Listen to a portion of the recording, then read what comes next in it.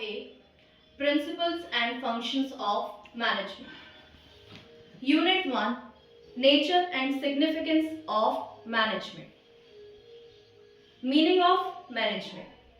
Management is a process of getting things done with the aim of achieving goals effectively and efficiently. Concept of management.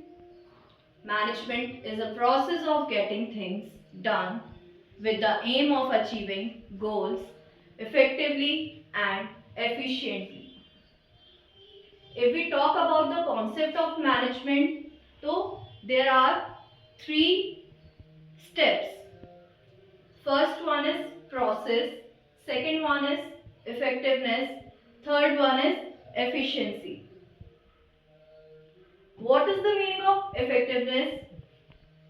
Effectiveness means doing the right thing by achieving the desired outcome. Efficiency refers to doing things right by minimizing wasted resources and maximizing output while achieving our task. So, if we talk about the relationship between efficiency and effectiveness, it is all clear. Efficiency means doing the things right by minimizing wasted resources and maximizing output while achieving a task. Always remember, there should be a task, there should be a goal.